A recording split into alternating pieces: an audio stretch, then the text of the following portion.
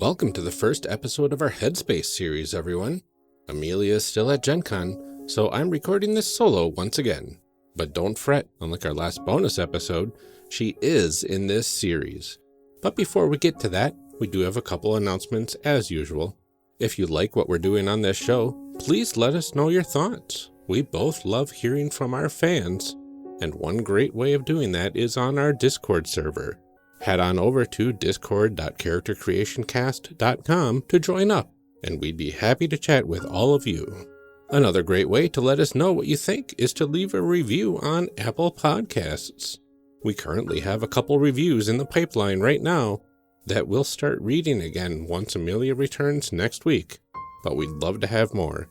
It really perks us up anytime we get them, and that's an irreplaceable feeling. And if you are able to and would like to support our show in another way, head on over to patreon.com/oneshotpodcast and sign up. Once Amelia and the heads of the network are back in town, we'll be getting our own content on there as soon as possible. And at the $5 level or higher, you'll be able to hear it for yourself. Well, with all of that said, let's get on with the show. Enjoy.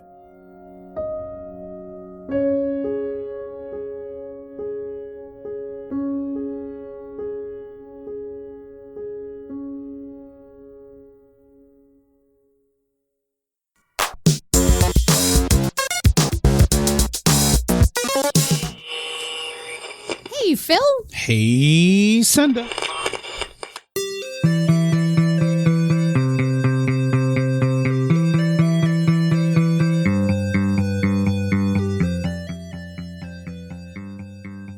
Welcome to Character Creation Cast, a show where we discuss and create characters, the best part of role-playing games, with guests using their favorite systems. I'm one of your hosts, Amelia, and this episode, my co-host Ryan and I welcome Senda and Phil, hosts of Panda's Talking Games on the Misdirected Mark network. We are here to discuss character creation for Headspace, a cyberpunk role-playing game system by Mark Richardson. And welcome to Character Creation Cast. We're really excited both of you could join us. Yeah! Happy to be here. Awesome. Thank you. All right, let's start by introducing everyone to our audience. Let's start with Senda. Can you tell us a bit more about yourself and any other projects that you're currently involved in? Do you want the short version or the long version? Whichever version you would like to give, Senda.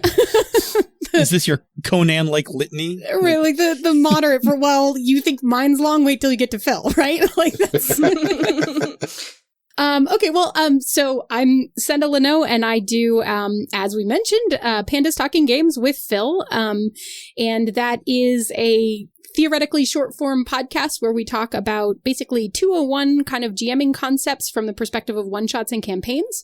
I'm also one half of She's a Super Geek, which is an actual play RPG podcast where we play lots of indie games, and we always highlight women as GMs. And then I also write for Gnome Stew as one of the staff gnomes there, and I'm working on a couple of games. Turning Point is the one I'm really driving towards right now that I'm really excited for when we get to share with people. I'm looking forward to Cheese Drift, personally. I know, but it's kind of on hold. I understand.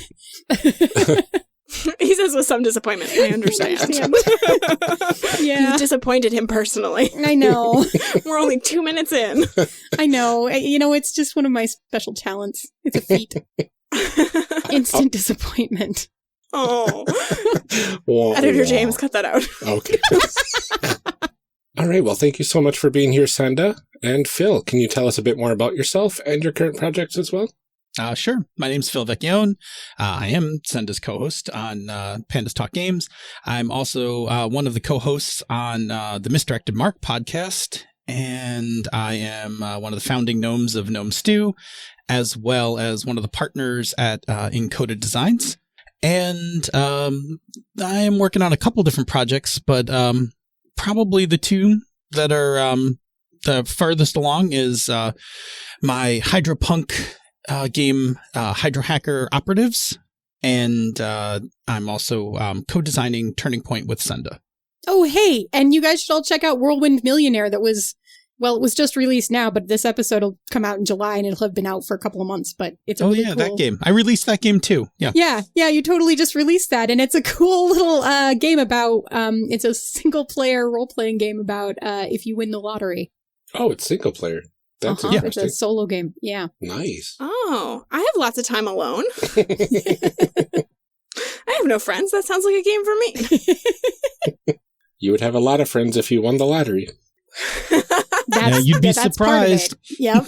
Ooh. Friends if you win the lottery, yes. Mm-hmm. With bunny ears. I'll put the sound effects in later.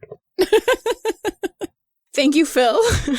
How about we go ahead and jump right into find out what this game is all about? What's in a game? So let's start with the setting for Headspace. What kind of world are you playing in when you play this game?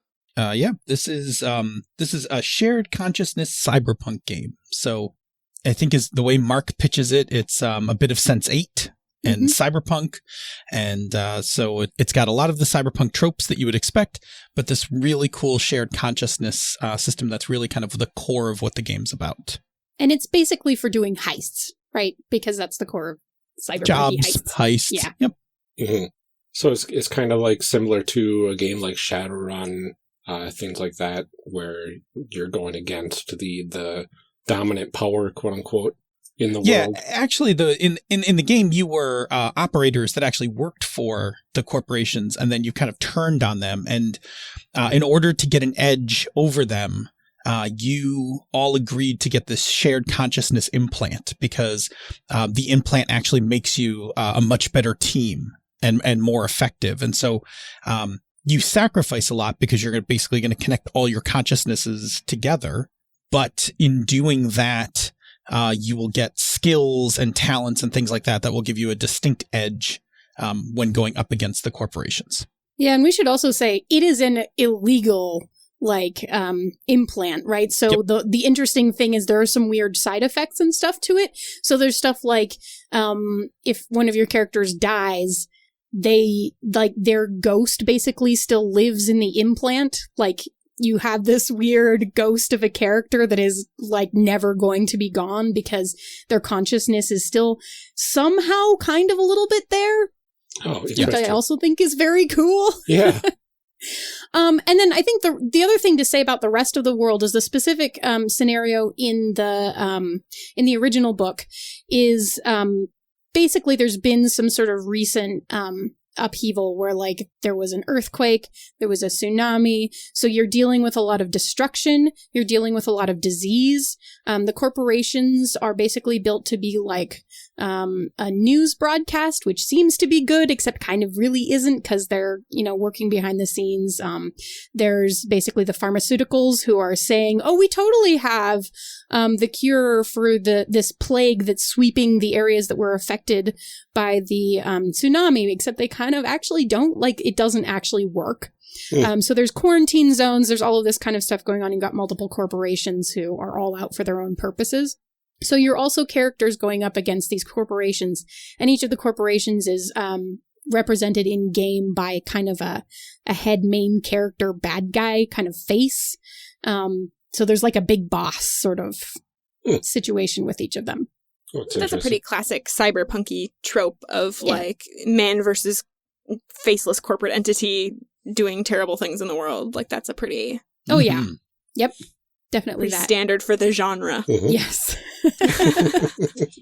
But yeah, that's pretty much and the fun thing is, since Mark is from Canada, his all of his initial setting and everything are set in Canada, which, for all of us from the US is like a fun change for like going future, because it's not like New York City or whatever. Yeah, it's not Seattle. Yeah. It's not, like, we've already done those classic so Shadowrun. Yeah. So that's a cool thing too. On the other hand, I know nothing about Canada, so. Well, I mean, it's cyberpunk Canada, so it doesn't even matter. Right. It's neon and polite. Yes. Neon and chrome. The politest of neon. And sorry. Sorry. Yeah. But apparently I still I love say you. I love you, Canada. I live right next door to you. I love you, Canada. We love our Canadian listeners. So we talked a little bit about the shared consciousness and going against the corporations and everything. Is there anything else that your characters would focus on doing while playing this game?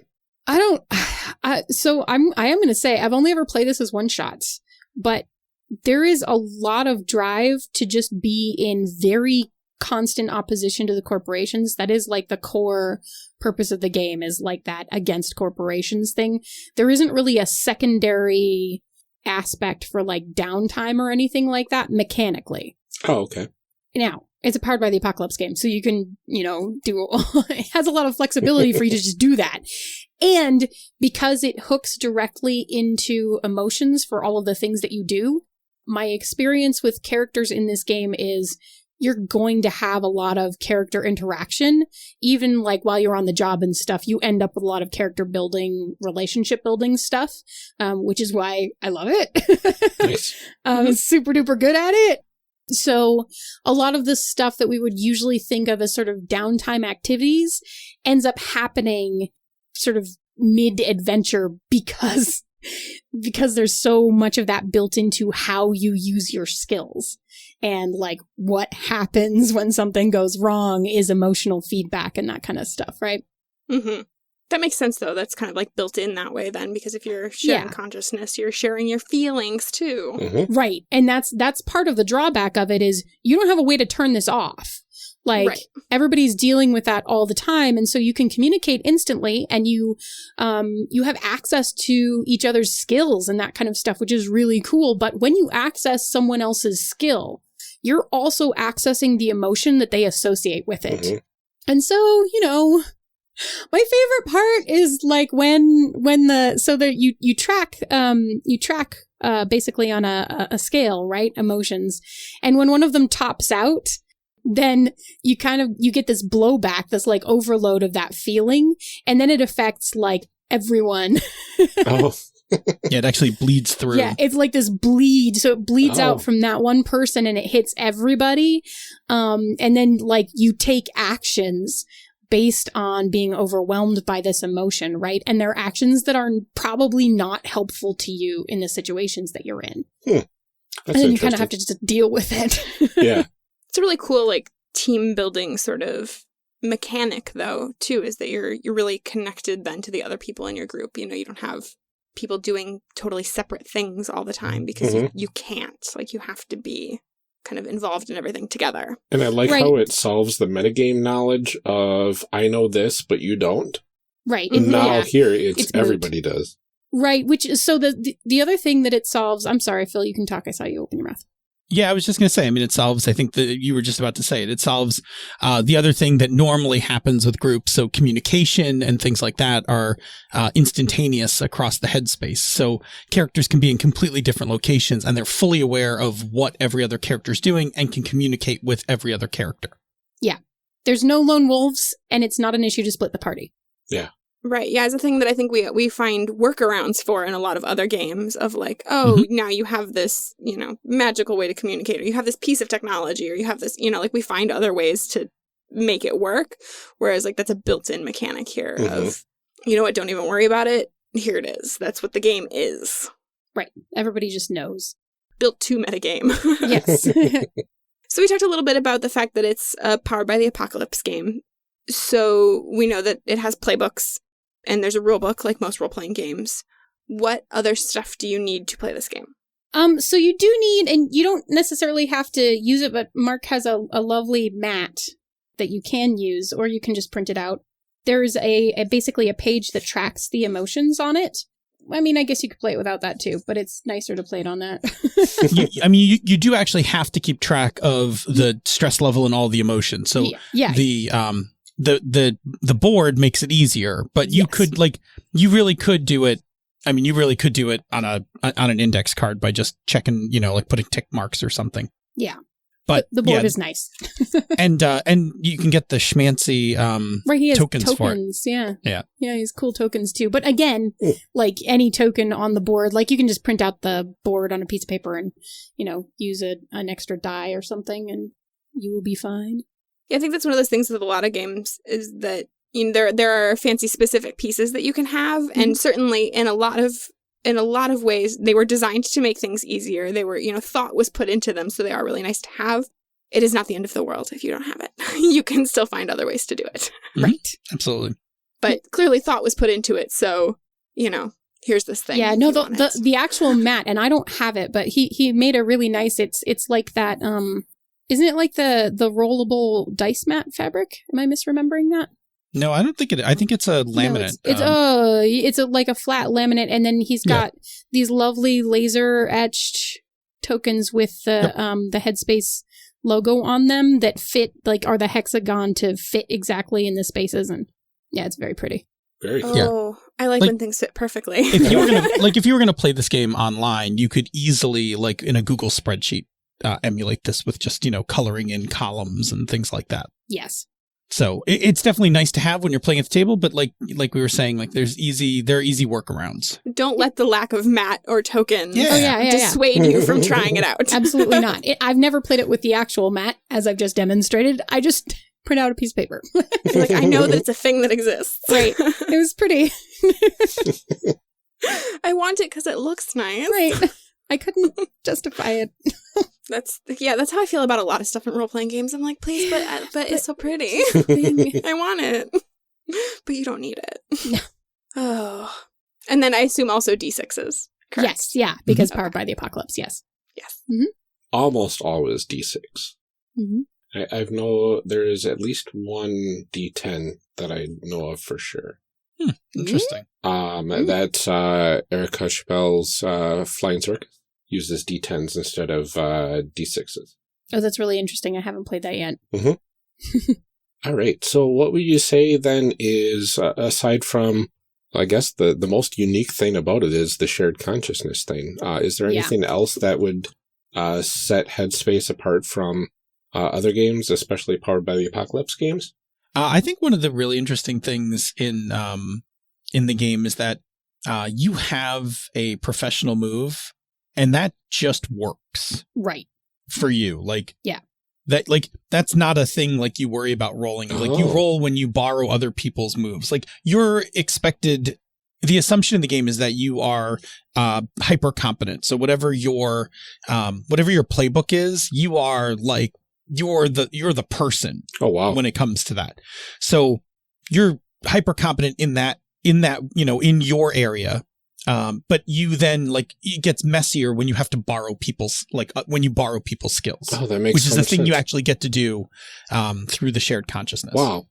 I kind of like that, though, that it makes it, it differentiates it nicely then from using other people's skills. So that it's a little bit clearer why you would use your own above someone else's or right. So it still means that you focus on using yours. You're going to do the thing that is your specialty. Mm-hmm.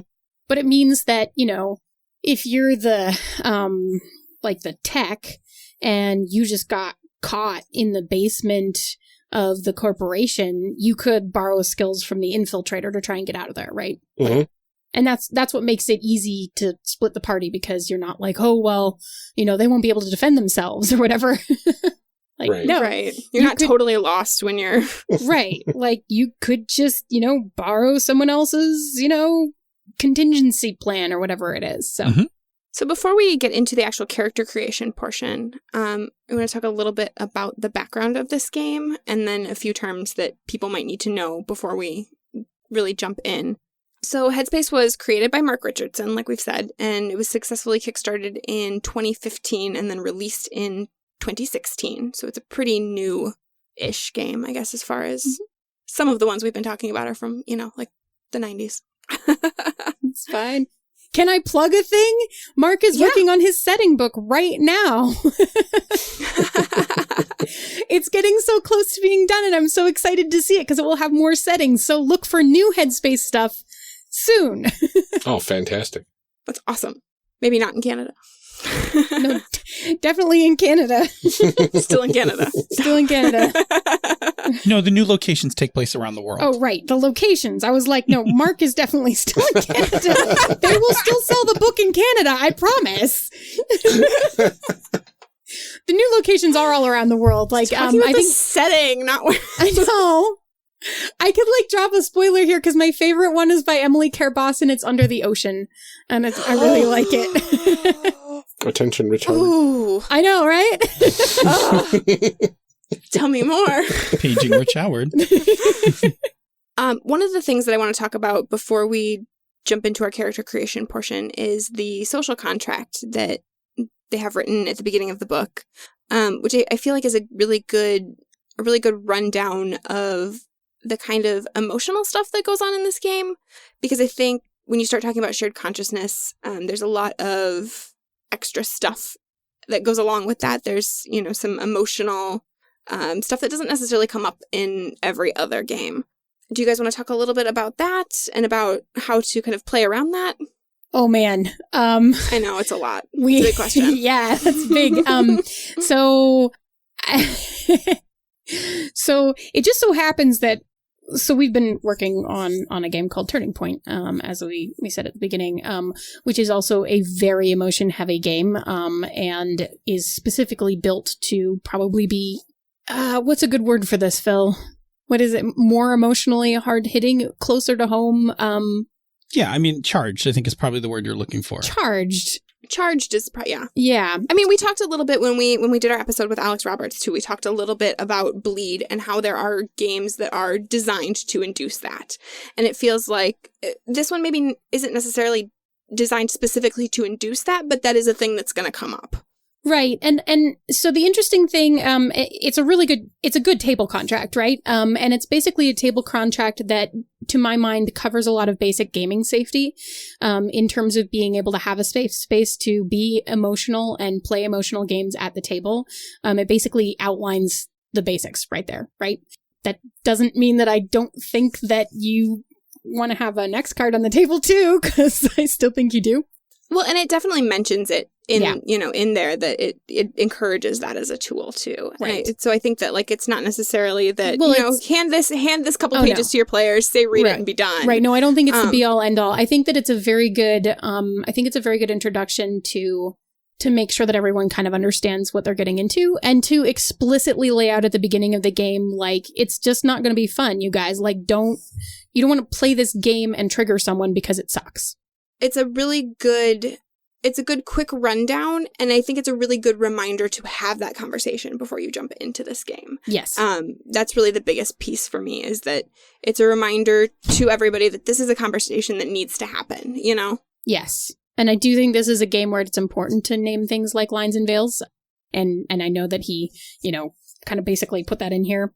Because it's cyberpunk and it's a very oppressive world, and you're up against a lot of, big oppressive things. And you could also very easily be dealing with addictions to substances, a lot of trauma revolving around the corporations themselves, and the massive world damaging events that have led the world to the state that it is currently in, and all of that kind of stuff. And if any of those hook up to, real traumas for the players in the game, then that may not be fun, right? And if you're not having fun, why are you playing? And if your friends aren't having fun, how are you enjoying them not having fun? That's terrible. So, yeah. I think it's a really good intro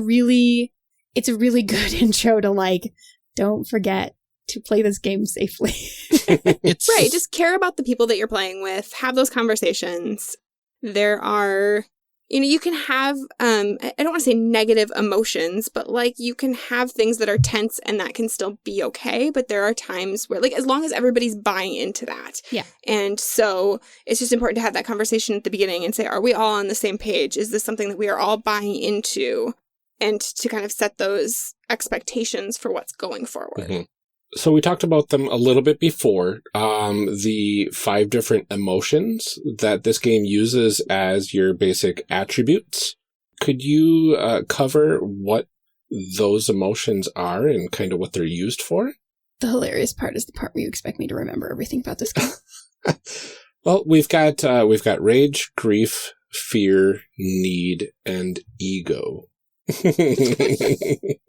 We could also let Phil talk once in a while. I know. Maybe. I was also kind of staying quiet. He looked like he was looking. I can go through these. So, rage is, it's violence, it's anger, it's outbursts and things like that. Grief is mental suffering, it's loss. Fear, is going to be, anxiety. It's going to be, phobias, things like that. Need is about want and longing. So, craving things, needing things like that. And ego is, a sense of, kind of rooted in satisfaction and pleasure and things like that. Okay. So like taking pride in one's work and those kinds of things, like those are all things tied around ego. And I think we didn't mention this above when we were talking about things that are unique to this game. But one of the things that's unique to this game is that you don't have physical attributes, or even like you have just the emotions. Right. We should have mentioned that. Right. There's not you don't have strength. You don't have any kind of, you don't have a stat for strength, agility, or anything like that. Your stats are your ratings in these emotions. Yeah.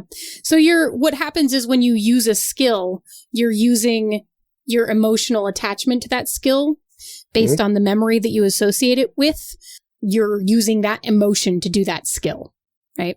Yeah, and they call that emotional baggage in this, right? It's really good. So it's basically during character creation, as we'll see, when you choose a playbook, you get 3 skills in the playbook, and you have to choose your emotional baggage to attach to each skill. So really, your 5 different emotions, your attributes, you could play one game where rage goes to the skill, and then you could play another game, the same playbook, and choose fear for the same skill. Yep. Mm-hmm. Yeah, it's really absolutely interesting. Yeah, and it's about tying. It's about how you determine how what emotions were tied to that skill. Like you often think of a time when you used the skill. What were you feeling? Right. Right. And there's questions basically specifically associated that I'm sure we're going to be asking each other, right? Oh, yes. So that we can define those instances before when you used it, and then you can define it based on which emotion you want to connect. Very cool. Mm-hmm. Okay, so the next thing we wanted to talk about is the subcultures. Do you guys want to explain a little bit about what that is? Let me find it. So because I don't really know. Yeah, basically the subcultures come down to what your look is, which sort of drives how you may act. It's kind of your looks and your people. Yeah. So it's things like if you're neon, then you are the kind of person who wears really bright things all the time. If you are chrome, then you're all chromed out, and you probably have attachments. What is the word I'm looking for? Implant stuff. I was going to say, why can't I think of it either? Implant stuff? Yeah, it's a really good cyberpunk term, implant stuff. Cybernetics? Yeah, cybernetics. Yeah, that's the one. That's the one I was looking for. And let's be clear, there isn't actually a chrome. There isn't actually a making chrome. That up? Yeah, you went with neon, so you jumped right to chrome, but it's neons, transhumans, netheads, corporates, or drifters. Mm-hmm. Right, I was thinking of transhumans. And then right. Yeah. And then corporates, basically you still look like you work for the corporation, so good for the infiltrator and stuff.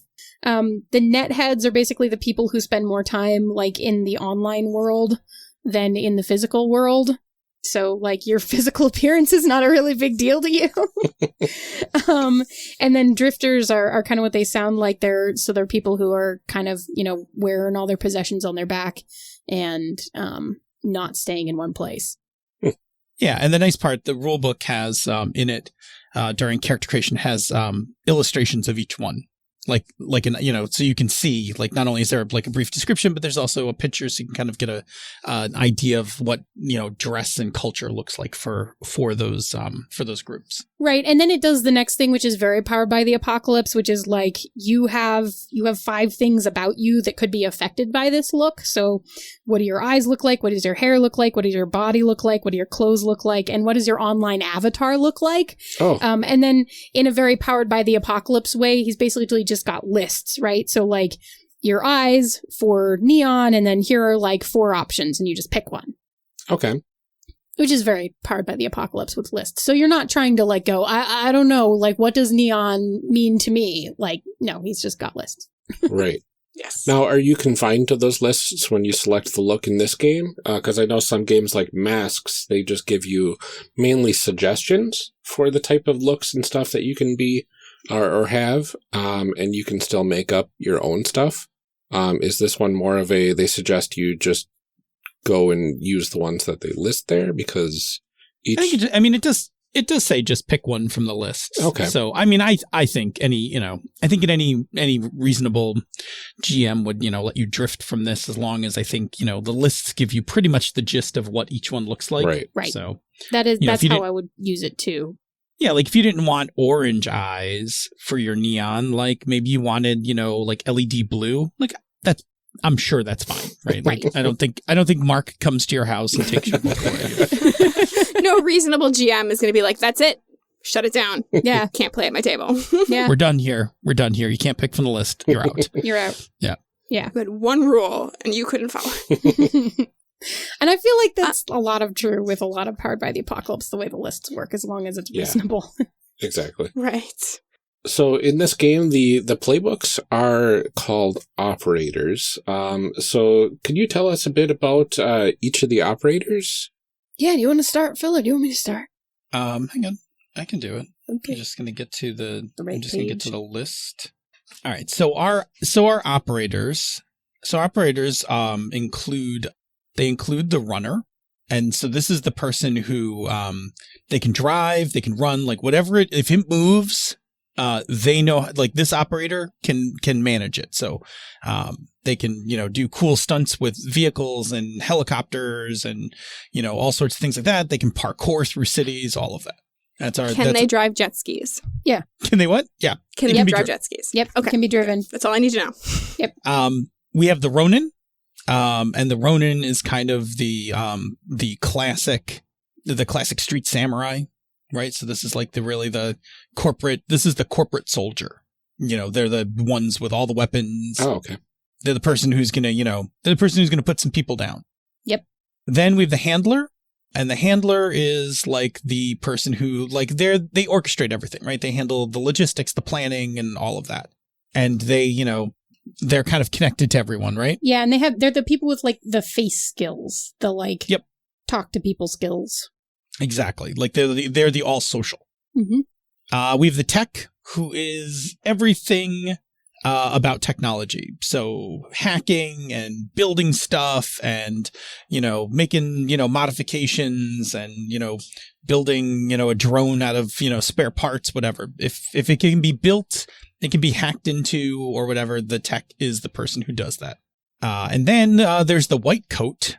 I like the white coat. I've played the white coat before. Yeah, the white coat's cool. They're the doctor psychologist of the group. And in a game that's all about shared consciousness and emotions, the white coat's a pretty powerful playbook. Like they handle all of that kind of stuff. So medicine and psychology, things like that. And then we have the infiltrator. The infiltrator is the cat burglar ninja, like sneak around kind of character. So if you like to, slink through shadows and slide down air shafts and, rappel down buildings to break into stuff, that is the infiltrator. Yeah. Very cool. That's, I think, the base set. Yeah. Of I think there's operators. a new one in the setting book, which is exciting. Oh, that Jason yes. Pitt made. Yeah. Yep. Very nice. The Insider. The Insider. Yeah. Oh, Ooh. nice. Yeah, which is basically the corporate spy. Like you still are employed by the corporation. Oh, that's cool. Espionage. Yeah. That's very cool. Super cool. So I know when we create characters, we get to choose one apiece, but then there's a few left over. Yep. Or in this case, the base game, there's a couple left over. And there'll be two. And this game, I think it requires those two to become ghost operators. Yep. Yeah. I know we talked about that a little bit, but could you expand on that? Yeah, so mechanically, basically what that is even though those two playbooks are not going to be in the game, you are still going to need some of the skills from those playbooks to accomplish whatever your mission is, right? So the idea mechanically behind ghost operators is that you will still have access to one of their skills, right? Right. Mm-hmm. And it will still be attached to their emotional baggage, which is fun. And then the way that I have frequently played it, and the way that Mark runs this that I think is really brilliant is that when you're using a skill from one of those ghost operatives, he'll play basically that ghost operative in your head, like looking over your shoulder, like still being that character that they were when they died in a really beautifully creepy and awesome way.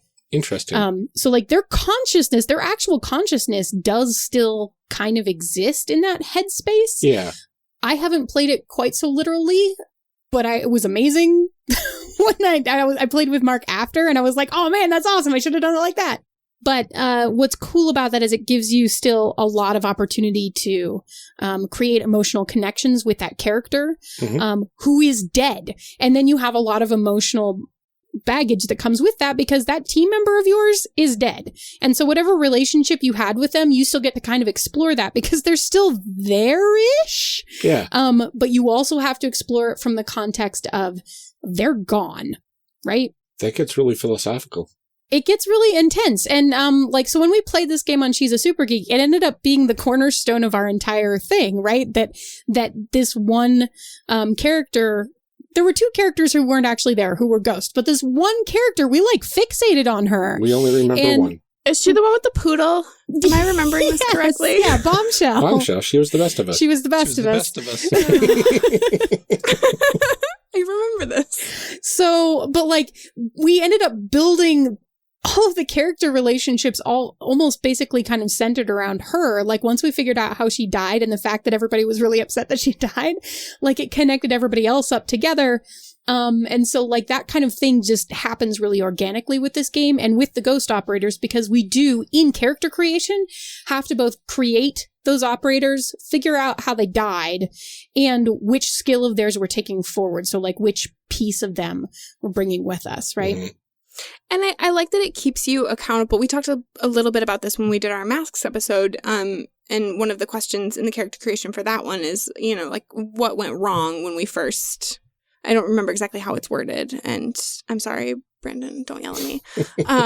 But, you know, like what went wrong. And we talked a little bit about how a lot of people when they play, you know, are like, oh, dead teammate. And it's like, that's not really, like, it either ends up never coming up or like that becomes the whole story. Right. And I like that this kind of forces you to reckon with that as a thing that happened, because I think a lot of times it just gets glossed over. You're like, oh, this is a good thing that brought us all together, and then we'll never ever bring it up again. And that's not. So the fun thing is you will probably definitely deal with the fact that these characters are missing from your unit, basically, because something is going to come up and you're going to end up wanting to use their skills. And then you have to deal with it and you have to confront it. And then you end up dealing with like all of the stuff that comes with that, right? Yeah. Right. And if you've got a GM that's clued in to what skills you're choosing and everything, they're going to probably push you into a situation where you have to deal with that. Or you're sitting at a table and everybody's like, well, the one thing we definitely need to keep is parkour. And then we will all find ways to use parkour all the time. Because parkour. Everybody's favorite skill. Parkour. Well, everybody looks cool when they're doing parkour. Right? And part of cyberpunk is looking freaking cool. Like, that's like what the whole genre is about, is about looking cool. Right? Forget all the corporate stuff, forget all the dystopian future. It's about looking cool while you do parkour. Yeah, and fighting the man, you know. Yep. Oh, yeah. And looking cool while you do it. Yes. Looking awesome while you fight the man. Because if you don't look good while you're doing it, why are you even there? Why are you even trying? So, corporations are a big part of this. Can we talk a little bit about the corporate project portion of this and what that means to the game? Yeah. Corporate projects are the thing that the corporation is trying to advance into the campaign world, and they're represented by a series of clocks. And there's a whole bunch of rules about how the clocks work, but essentially what's happening is that as you're playing the game, you are either thwarting the corporation or the corporation is advancing its clocks to get its projects completed. And if they complete the project, then the thing that they're trying to do comes to fruition in the setting. And so those are, they're corporations. So whatever these projects are, they're not good, right? They may look good on the surface, but ultimately they're not good. And so they're the things that you are basically struggling against and you're trying to like win ground against the corporation on. Interesting. And it seems like there are these very finite portions of that where it's not necessarily quite as like free-flowing in narrative because there are these kind of clocks that you're constantly working against. Well, there's like the specific kind of so it's like during a session, for example, you might like the GM might have 3 goals for the corporation to accomplish, right? And so it's one of those if as the players you get in on the heist and you manage to stop 2 of those goals but not 3 of them, then you get 2 pie pieces and the corporation gets 1 pie piece. So it's not necessarily controlling the flow of the story. All that it's doing is essentially setting the goals of the corporation, what they're able to accomplish, right? Yep. And it's giving you something to actively work against when you're playing. So because you are opposing corporations, and because corporations are vast and you can't just like go wage war on a multinational corporation, the projects give you a tangible thing in play to work against. And it also gives stakes to the game because each project is its own stake. Like, will the corporation deliver this project and gain some level of control? And so that's what you're fighting for from session to session. Right. And so if you hit, if you do this game as campaign play, then you can start having multiple corporations involved. And one of the things that starts happening is, you know that there are multiple projects going on. You have to pick and prioritize where you're going to spend your time and effort to win in those clocks, because you're not going to be able to stop everything, right? Right. All right. Is there anything else that we need to add before we dive into character creation then? I think we've given a really nice tour of the book. Yeah. I mean, I think that's the stuff. Nice. Well, with that said. Yeah, now that we've created the audiobook version of. Yeah. All right. How about we make some people then? Yeah. Awesome. Let's make some people. Do you guys have particular playbooks that you would like to play? We usually let our guests pick first. I know, but I've played this a bunch. Yeah, but you got to do what feels right in your heart. You may pass if you like. Lame. I know. Phil, do you have a preference? I think I am. So I've played White Coat before. So I think I'm going to play, I think I'm going to do the runner. I think I'll be about transportation and all of that. Nice. Who haven't I played? Can I say which one I want to do? Yes, please do. I want to do the Ronin. Okay, do the Ronin. Nice. I'm going to actually say the White Coat. I haven't played the White Coat, unless you prefer the White Coat, Ryan. I was between 3 or 4 different playbooks. So Ryan was like, there were 6 that I was just really trying to choose from. So I just really wanted all of them. It would be great. They all sound so fascinating in their own little ways. So awesome. Yeah, you can go ahead and do the White Coat, because the second one on my list was the tech. So okay. I will go with the tech. All right. And that leaves us with who are our ghosts? Handler and Infiltrator. So we're going to ghost them at some point. Oh, yeah. Are we, if we're going by the book, yeah, we've all chosen our operator, right? Yeah. Mm-hmm. And then we name our operators, and there are suggested names in each of the books. Goodness. I'm terrible at names. It's one of my favorite parts about Powered by the Apocalypse. It's like, here's some names, and I'm like, oh, I love you. Okay, so we go to the operator description in the playbook, Chapter 6. Yeah, Chapter 6, the operators. Each operator has all of the options for things like names and all of that stuff there. Yeah, they put them on the playbook, too, because they're handy. Yeah, there you go. Ooh. Okay, so what names are we going to pick? Yeah, I'm still thinking about that.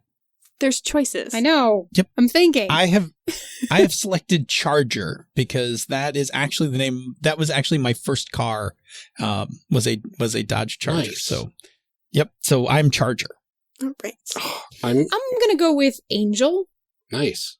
I'm between 3 names because they all have some sort of significance in my pop culture life. I think that's why he put them down. I know. That's not fair. I will probably go with the first one that popped out to me because it was the oldest reference, and that would be Flynn. Oh, nice. And you're the tech, right? Yeah. All right, and then I have no choice. I have to pick Kurosawa. It's right there on the page. What is right the name? there on the page. How could you not? Kurosawa. Of course. Nice. Okay. Cool. So define your baggage. Oh, is that the next thing we're going to do? I feel Yeah. like you should just lead us through the book, Phil. Lead us through. I'm sitting. I have the book right next to me. It's I know. open. Yeah, Do please. it. Okay, so step 4 is define your skills baggage. So in Headspace, each of your 3 operator skills define not only what you are an expert at doing, but also a bit about what kind of person you are and what kind of emotional past you've had with the other operators. So we're gonna look at the questions for our 3 skills. Wait, do and we do we're that? going to Do we not do the subculture in there? That's later. step 5, Senda. Okay, Step sorry. 5 is subculture. Sorry. Okay, my bad. Please carry on. You wanted him to read the book to I know. us. You said lead this, and then you start asking questions about the order of things. I'm following the book. I'm terrible podcasting host. Put your hands Let on the your head. man do his I job. didn't even touch the microphone. Okay, so we should probably do we want to just go around and each do one of our skills, Yeah. and then okay, cool. Are we asking the questions, or are we assigning numbers first and then asking the questions? No, ignore that number thing. That's like step 7. Yeah, Go to the part that says operator skills. I know. because you I'm looking don't at want to assign just the do the numbers 3 until you do the questions. skills. Okay. Yeah. Yeah, and we've got 3 skills apiece, and we can choose whichever one we want to go first and second and third and all that, right? Yes. Now, my main question about this is, can you assign the same emotion to more than one of your things? So No. once you assign an emotion, it's okay. That's cool. Why would you do that? Well, because then you could put like, all of mine are rage, and I'm going to put Nope. my Actually, plus it 2 says in do rage. not choose the same discipline twice. Mhm. Yes. Because that's going to like mess up your emotional track every time you use a skill then. Yeah. Oh, yeah, that's right. Mhm. Okay, never mind. Dummy. That's not how you play the game. I only read as far as character creation. I didn't read as far. We're like, oh, it doesn't matter how this works actually when you play the game because we never get that far. I can recommend this one. I really, really want to play this game. All right, so somebody pick a skill and answer the question, and then choose it, and then tell us which discipline you associated with it. Phil, tell me your character's name again. I am Charger. Charger. Okay, good. I will ask a question. Let me see what we got here. Okay, so I'm going to ask my question, which is related to investigation, which is, who did you find dirt on that you still aren't comfortable with? And I am going to say, Hey, real quick, do we have to name our ghost characters? Yeah, we can name them later. I think that's later in step 8. Okay. See, I just we didn't know keep if we asking had to like. Well, I just didn't know like if we had to like if these questions relate to them at some point. Like, No, I think these stay focused on us because these are I Okay. think, ways to tie us together. Yeah. okay, so these answers should only be the 4 of us. Yes. All right, Senda, who do you get dirt on? I know. I'm sorry. Which playbook are you again, Phil? I am the The what's it called? runner. I'm the runner. The The runner. Okay, I think that I have dirt on. I think that I have dirt on Flynn. Oh man. So I think that I have some kind of you did something, you were off doing something on the net and you were not expecting anyone else to be there, and I saw you doing it. What is the kind of thing that you might have been doing that I could have caught you at? I'm drawing some blanks. Were you maybe like selling information to someone? Yeah, it could be a possibility. This is interesting because it's kind of making me think about my moral compass before I get to the point where I think about my moral compass. Uh-huh. Because this is the part where we basically just start creating each other's characters. Yeah, that's really interesting. Right? Here's a thing that you should just know.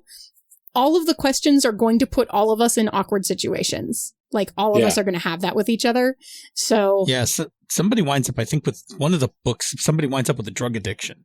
I'm saving that one for later. Yeah. Oh. Yeah. Oh, yeah, the white coat, because I've played the white coat Yeah. before. That's right. Yeah. Yeah. So, so what I immediately think, and so the thing is, like, you can spin this for your playbook Yeah. however you want. I know that, or I mean, if you're okay with it, but let me say it and then you can decide if you agree, right? Like, I know that you were selling information to someone that I don't trust, but I don't necessarily know what information it was or what situation it was that caused you to do that, right? You might have had really good reasons to do that. I don't know, but I don't trust you because I saw you doing it. I like that. Because then in my mind, it could be, it was a perfectly innocent transaction and I don't know this person's background. Right. That needed the info. Right, exactly. But I saw you selling information to that person and I know that they used to work for one of the corporations and I don't know what you're telling them, but I'm really suspicious of you now. Okay. That's interesting. I like that. Yeah. This brings up a question that I just came up with the shared consciousness thing. Yep. How many secrets are there? Almost none. Yeah, almost none. But like we can have these things because my emotional reaction still doesn't dictate the emotional reaction of the rest of the people on the team, right? Right. Unless we do something that overwhelms the grid. Okay, that makes sense. So and I will say like the other part is like it's shared consciousness, but it doesn't mean that we're all seeing through each other's eyes at every single moment of the day, right? Okay. But like if somebody else on the team had a reason to like ask you if you had sold that information, they would be able to tell if you were lying, right? Okay. Because you can't like lie because we're all in each other's heads. But you know, you have to like focus in a little bit to really like, especially to like actually physically see through someone else's eyes, you have to like really focus on that person. So it's not like you're getting 6 video screens at all times of everything that's happening for everybody. Okay, that makes sense. Does that help in terms of, so we can have things that like not everybody on the team necessarily knows about with exact clarity? Yes, I like that. I think this is where you start getting into the weird issue of like knowledge versus perception too, of like a thing that I know to be true, but like you can perceive it totally differently. Exactly. I do too. Okay. Yeah, and that's part of the exploration of this game because we can all know the same facts and still perceive them differently because we're different people. Nice. Right. The conclusion that you come to about that information can be totally different. Right. I like that. So then I will associate with that. I am going to associate rage because I am extremely frustrated with you for like, I don't know. You know what? Back that up. I'm going to associate fear. Just fix that in post, right? So I'm going to associate fear with that because now I'm at a place where I feel like I have to be suspicious of your actions. Okay. Yep. And now if we were playing this out as a full game and we were all sitting down at the table, the thing that we would do is we would all write fear under the Headspace skills. So on the right side of the character sheet, we'd all write fear under investigation because that is the baggage that now goes with that. Yeah. No matter with that skill. No matter who's using it, everybody gets fear because you get my emotional bleed through the Headspace when you use my skill. Awesome. Yep. Okay. All right. Ryan, do you want to pick one next time? Yeah, that actually leads perfectly into one of my questions. Who still doesn't trust your designs? And what skill does that go with? That goes with engineering.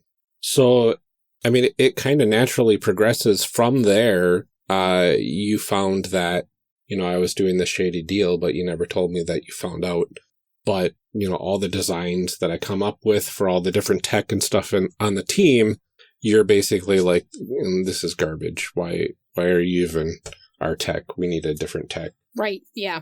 I don't trust anything that you do anymore because I'm not 100% sure that you're actually on our side. Right. And then what do you associate with that? Yeah. Which is from your side. How does my distrust of you make you react? I'm going to put need for that one because, you know, I feel like I need the reassurance from my talents. When I'm building something, and I need people to, or I crave people to find the stuff that I create is useful. So what's like a very specific thing that you built recently that I just totally thought was dumb? I think it's some kind of like security device or something that you just don't think that we even need. Well, how How about like something that will bypass corporate like badge scanning stuff? Right. So like when you log in, you have to throw the RFID badge through and then it'll beep and open the doors and whatever. Whereas this device mimics that, and you definitely do not trust that it's going to leave like, fake credentials or whatever. Right. So I'm refusing to use it. Yeah, exactly. Yeah. Yep. Good thing you're not the infiltrator. Right. All right, who's up next? Amelia? I can go. So let's do my explosives skill. And the question is, who got hurt by the one bomb you didn't defuse in time? I like that question. It's so, It's so good. I am going to go ahead and say it's Phil's character, Charger. How did this happen? I think, if I can jump in, I think that it was like a roadside explosive. Like, you were supposed to help clear the getaway, and you didn't get them all in time because you had to, you were under fire and like had to like get in the car and go. And we wound up actually taking a pretty serious hit, which will actually tie into one of my questions. So I think there was like an explosion, and as we were trying to get out of out of a corporate area. So are you permanently injured in any way? I don't think it was. I think I've got some scarring. Nothing severe. Like, I think I was able to go get most of that repaired, but there were like a few like scar lines. Like, I think there's one under my eye. Right. Do you have like a metal plate there now? Yeah. What am I, Cowboy Bebop? Like, I got the metal plate under my eye. Sure. Yeah. Yeah. I've you know what? I could have had it taken away, but I left it on just to remind Kurosawa that, like, we can't afford to be sloppy. Nice. Oh, man. That actually works out really well, because I think the emotion that I wanted to associate with that was ego, and that, like, I take a lot of pride in my work, and this really, like, it really took a hit with this one, and, like, the fact that you won't let it go and, like, have this constant reminder of it is just absolutely agitating. So to tie into that, the skill I'm going to go with first is pilot. And the question is, who pulled you from a fiery wreck just in time? So it was Kurosawa who pulled me out of the wreck. So we, like, when that roadside bomb went off, like, it blew the car, like, it blew up in front of the car, but I managed to hold it together to get us out of the immediate danger, but wrecked the car shortly after. But it was Kurosawa who pulled me out and got us, like, onto the street so that we could eventually get away. And I associate rage, not at Kurosawa, but I associate rage because I can't believe I couldn't get that car all the way to safety. Like, I resent the fact that I couldn't get that car into a safe place so that we, wouldn't have to, make a run for it. Awesome. Cool. Which brings it back to me. Yes. Mm-hmm. Yeah, okay, I'm just going to go in order. So the next one I'm going to do is medicine, and the question that goes with that is, who gets their fix from you? So... Can I mean, it's going to be either Charger or Kurosawa. Like, that's the way it's going to go, right? So if you have a thought, please continue. I think that when you spend a lot of time defusing bombs, you are nervous all the time. That makes a lot of sense to me. Yeah. So I think you need something to bring you down a little bit. So I'm hooking you up with both stimulants and depressants. Based. Yeah, it's not a good combo, and that is not a good thing to do as a doctor. Right, but it's like, it's so that when you need to be on it, you're on it, and then, like, when you need to come back down, you're coming back down, but... Yep. We'll manage those highs and lows very carefully. Wow. Okay. So, you know what? So then I think with that, I am going to associate my my ego, because the thing that I'm doing with that as I'm walking a really fine line where I'm keeping you functional and like alive. And I know I can do that, right? Like, it'll be fine. Just don't break the rules, okay? Yeah. Perfect. That's a dangerous line. I'm sure that would never come up again in play if we were actually playing this game. Not at Good thing all. we don't have a GM here. Right? Ryan. All right. Drones are hacking. I think I will do drones. This is a question that says, who doesn't know you used to monitor their family for a corporation? Nice. See, you can't keep your moral compass anyway. Like, it was cute. I know. It was cute that you tried for a minute, and I understand, but we're all terrible people. I was like, Ryan is going to have a really hard time with this because he can't play a nice person. So you think. I will find a way. See, before I became a rogue techie, I used to work for a corporation. And I like to follow the rules, and they told me, you got to do this. And I said, okay. But maybe it made me feel a little skeezy, so I kind of left. Mm-hmm. Mm-hmm. This could have been the turning point for me to get out of the corporate biz and fight the good fight. All right, so I'm going to say probably Charger. It's cold, man. It's cold. And I think probably Charger because you've probably been a runner for a while, I'm guessing. Mm-hmm. And the corporation wanted to keep tabs on you and your family to figure out like when you were going to be going out and doing a run, basically. So that way they would know to be a little bit better prepared for something possibly going down. Mm-hmm. They probably never told me the reasons why, but I'm guessing that's probably why. You can ask super awkward, creepy questions, like whenever he comes back, like, hey, how was your daughter? Last time I saw her, she was only this high. Right. That's just a little creepy. I would probably be ashamed of that, actually.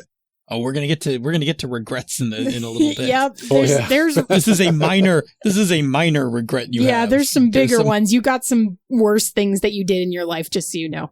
That's true.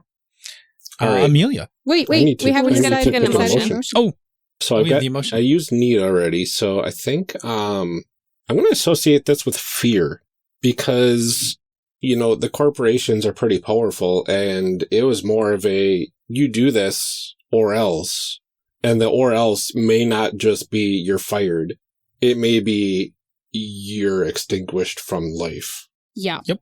Absolutely. Or like, that you're watching his family, which means somebody's probably watching yours too. Yeah, exactly. So that would definitely be a fearful sort of emotion. Nice. All right. It's Amelia's turn. Mm-hmm. All right. So the next one we'll do is firearms. Whose rival did you take down during a messy op? Let's see. I don't know why our doctor would have a rival. Oh, I can come up with a reason. Because I feel like I want it to be you. Mm-hmm. No, I mean, the thing is, so what we're gonna get into this, right? There was a point at which all of us worked for one of these corporations, like whichever one each of us worked for. And being the white coat, I probably worked for the medical one, which I have to look up the name of. It's something really cheerful and happy sounding, like it helps people. And I know that, so I had a rival there whose name was Kilishandra, and she was stealing my work, and she was feeding it to the higher ups so that she was getting the promotions that I should have gotten. And so somehow, like, she was always one step ahead of me until I caught her stealing my stuff. And so I always kind of had it. I wasn't a fan. I wasn't a fan of hers. That was my rival. All right. So tell me, what was the op that you ended up taking her out? Ooh. I mean, we have to have, like, raided a lab or something. Right. That, like, I would think that it was probably at night, like, nobody was supposed to be there. Right. Yeah. But she was in there stealing your stuff. Right. I like it. And then I am going to associate need with this one because I think that part of the reason I did it is because I need my fix from you. Yep. Oh. I was like, okay, look, you're breaking into that lab. I just want you to know, if you see this person, Right. don't hold back. All right, Phil. Alrighty. Okay, so parkour. Yes. Who did you The leave? moment we've been waiting for. Who did you leave behind because they couldn't keep up? So I am. I'm going to go with Flynn. I just, Flynn's our techie guy, like, with a lot of gear and head in the net kind of thing. So paying attention and jumping over cars and skipping up walls and things like that. Like that's not something that Flynn excels at. So it's not, I was thinking, I'm like, why is everything of mine like running away from something? But it isn't. Like we were actually infiltrating. So we were actually getting into a location for a job. And, we got to a point where Flynn's like, how are we going to get down there? And I'm like, how are we going to get down there? Like, and just like, leapt off the, the cement, cement, barrier and like, hopped and like got to the bottom and then like looked up and, Flynn's like trying to lower himself down the wall. It's like extending to the fingertips. Yeah. I mean, it was fine. Nothing bad happened, but it was really like a moment where I was like, come on. Like I was sitting, on the ground, like waiting for you. So that one is ego, right? Because like I'm pretty awesome at parkour. Right. Just one of those things. How can you not look awesome doing parkour? Yeah. How could you not feel awesome doing parkour, right? Like, I mean, it's everything. Yeah. Okay. So my last one is psychology. And the question is, who did you help that you wish you hadn't? And there's only one person left. Uh-oh. Is it me? It's you. So gosh. Yeah, why didn't you want to help me? I know. Charger, so personable, leaving people behind all the time. Now I have to think, do you have any thoughts? So why would you not have wanted to help me? Well, I think the problem was that I lacked any kind of remorse. Like I was troubled by something I had done, and so we're gonna go with like you came to me with something like a mental, like as a psychologist thing, yeah.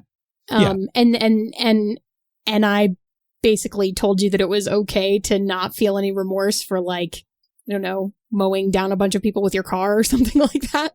No, I think it's the other way around. Oh. Like you were trying to help me and you were like, no, it's okay. It's perfectly fine. Like to feel this or whatever. And I was like, it's ridiculous. Like that, no, we're professionals. We're operators. Like I think I was did like what I had to do. And yeah. I think I was like a terrible patient, right? Like I was a terrible patient. So I think in the, going forward, you have, less of an incentive to want. Right. Well, so I was thinking, to ratchet up the stakes a little bit more, that perhaps I have now made you think that it is okay for you to do like some terrible things and not feel remorse about them. And I really wish that I hadn't. Yeah, okay. Yeah, that's good. Right? Like, so you did a terrible thing. Like, I think you consoled me, but I took it. You consoled me, like, and was trying to tell me, like, these things happen, whatever. It's natural to feel these emotions and yeah. Right. And I feel like you were about to start the next part of it. Right. You were like, awesome. We're good here. Yeah. Exactly. Like, yeah, it is okay to do these things. You're right. Okay. Good. I will stop feeling bad about it, right? And now I'm like, oh God. I have regrets. Yeah.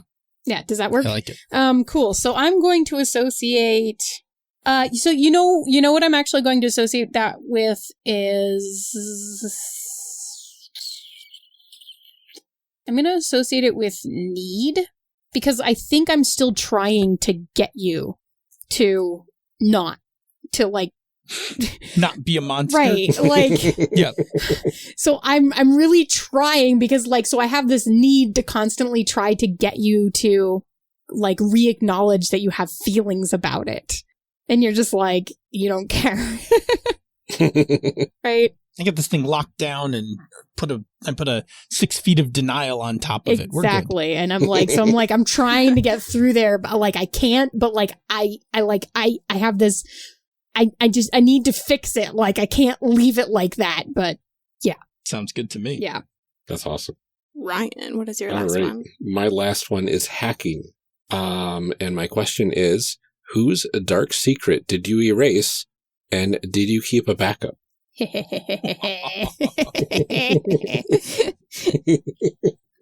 All right. So I have not chosen Kurosawa yet.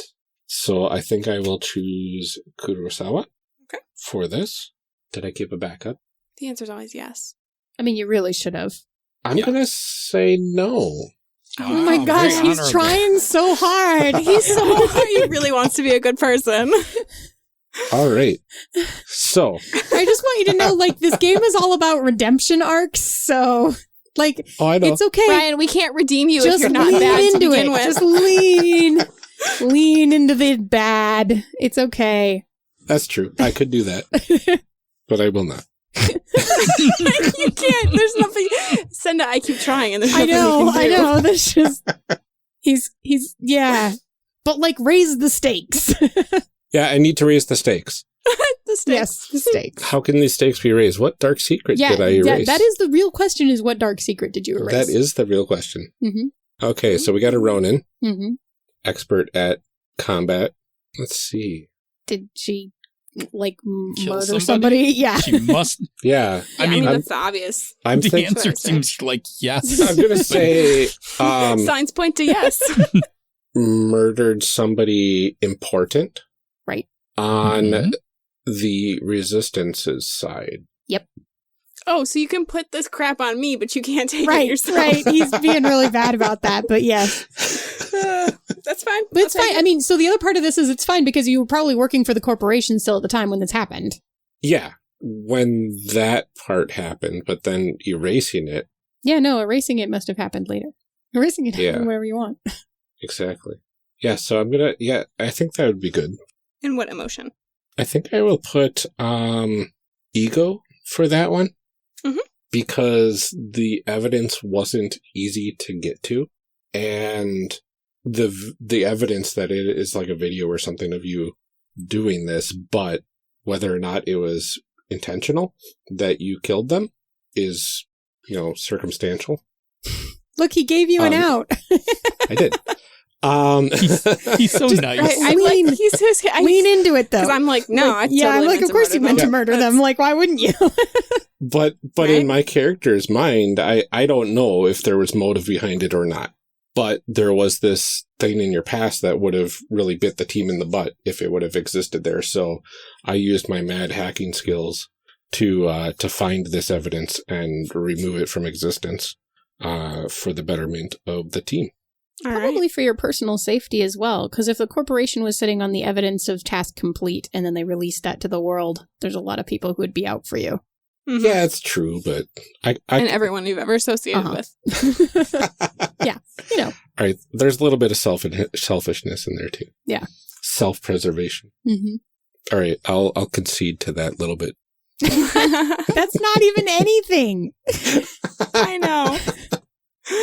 Oh, Ryan. Well, I heard that there was like harder things coming up, so Well, we'll I mean, you're We'll going to see have that. to decide how you were bad at some point. So, that's fine. also, I will- let me just I say, will- royal He just like needs to save his emotional energy for the that. Yeah. bad thing. Royal blood gonna is be, like, probably really also bad. not a game for you. I actually can lean into the really horrible stuff if I want to. But it feels like I like it feels like Amelia's this, reaction. it feels like this game steers you towards Yeah. being kind of a dirty, underhanded Yeah. sort of individual. Because it's a Yes. redemption story. That's why Exactly. we're trying to get you to do it, Ryan. Well, I am noticing going through these games that I'm kind of skirting the system and trying to be a little bit opposite of what some of these games are trying to push you towards. Because you're contrary, or I don't know. I think I like. I don't know. I think it's for the challenge. Fun to say, but we did this when we recorded L5R, though, Yeah. right? Like, you were like, here's the thing I want to do. And I was like, this game doesn't do that. And you're like, I'm going to do it anyway. Exactly. And then I picked something that I was like, here's this trope. And I'm going to, like, lean hard into that. That, like, here's a thing that I know that this character type does. And I am going to embody everything about that. Right. So I feel like that is kind of like a thing that we play with back and forth. That you're like, I'm going to see how I can not do this. And I'm like, we're going to lean all the way in. Yeah. It's okay. I will also lean all the way into this one. Right? That's fine. My I'm soul cool with is being dark and being a black, so dirtbag. Terrible people. Yep. Yeah. Good. Let's do it. Okay. That's fine. Now the stakes are high, so I will have to lean extra hard into the terribleness when we get there. Okay. Good. there we go. I promise I will do that. You guys, it's recorded. I know Yeah. he said he would do Now, it. granted, he's the one that Yeah. edits it. So. That means it could just disappear. All right, my turn. Next skill is tactics. And my question is, who did you save when everything went south? Who have I not picked yet? Oh, I haven't picked Ryan for anything. So I will say Flynn. What did I save you from? How about when Charger left me behind while we were infiltrating? I was, like, oh geez, not again. So I would have to like try to infiltrate by myself at that point. And things on the mission went south because I wasn't where I needed to be. But you were kind of ahead of the game a little bit and were able to come save me, maybe? All right. Did we still accomplish the purpose of the mission, or did the fact that you weren't where you were supposed to be mean that we just had to get out without finishing it? I think we accomplished it, but I had to You're improvise. so nice to us. No, because here's the thing. I'm going to say that we didn't because You're in charge. one of the emotional things that we have not used yet is grief. Ooh. Mhm. And so I want to say that whatever it was that we were doing was personally very important to me. And so I saved him, but then we didn't get to do this thing. Right. Was there, so let me throw out a thought because it just came to me and tell me if you like it. Do you have a friend or a family member or something who has this plague that is going around after the Yes. tsunami? And there was what was rumored to be an actual, medicine for it. And we weren't able to get it for them. Yes. I think that sounds good. Because you saved Flynn instead. Yeah. Mm. Now we're getting the Yes. feels. Yep. All right. And I think that brings us to Phil. All right. My last one is sprawl, which is like kind of knowledge of the city, like knowing where to find stuff, find people, etc. And my question is, who did I hide from a corporate threat? And so it's going to be Angel. And I think the corporate threat is that that Angel actually is aware of the cure for this disease that's coming around the tsunami, and the corporation. So the corporation wants this. They want to treat the symptoms of this disease. They don't want to cure it because there's no money in a permanent cure. It's way better for them to actually produce the drug that manages the symptoms in a chronic situation because it creates long-term customers. Yes. Yep. But you are aware of the actual cure. And so I had to hide you from a hit squad that was looking to get rid of you. Yeah. So the can I tie this all up in a really neat bow? So Do it. there was the infiltration that we did was getting into my old lab where I had finally succeeded in taking all of the stuff that I had done to create the cure. And it had just finished synthesizing. It was going to take it 3 weeks or something. In the process, I was already gone from the corporation, but it was that night and I knew it was finishing and I knew exactly when it was finishing. So we were going in to get that cure from the lab, but things went south and Kiloshandra walked in and started firing at Flynn. You killed her. Oh, nice. And then you guys went and hopped in the car. But there was still an explosive. Right? You Perfect. see I love how that. it all connects now, right? This was a rough It night. was not Yeah, a no good kidding. night. These things tend to happen sometimes. We all have regrets. Love it. All right. Awesome.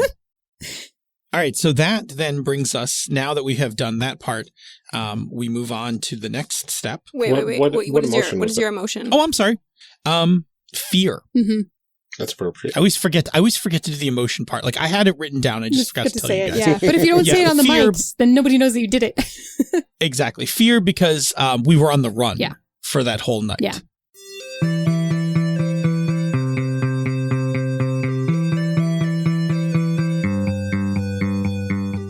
Thank you for joining us for part 1 of this character creation series. We'll be back in part 2, picking up right where we left off.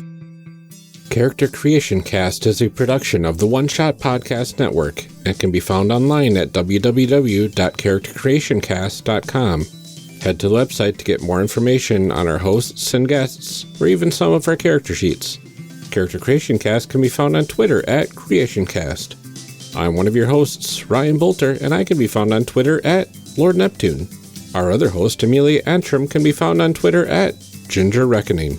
Music for this episode is used with a Creative Commons license or with permission from the podcast they originated from. Further information can be found within the show notes. Our main theme music is Hero Remix by Steve Combs and is used with a Creative Commons license. This podcast is owned by us under Creative Commons. This episode was edited by Ryan Bolter. Further information for the game systems used and today's guests can also be found in the show notes. If you like the systems discussed and wish to purchase them, links to the products can be found in the show notes. Also, check the notes or the website for cool stuff to go with each character, such as dice or mixtapes. Thanks for joining us, and remember, we find that the best part of any role-playing game is character creation. So go out there and create some amazing people. We will see you next time.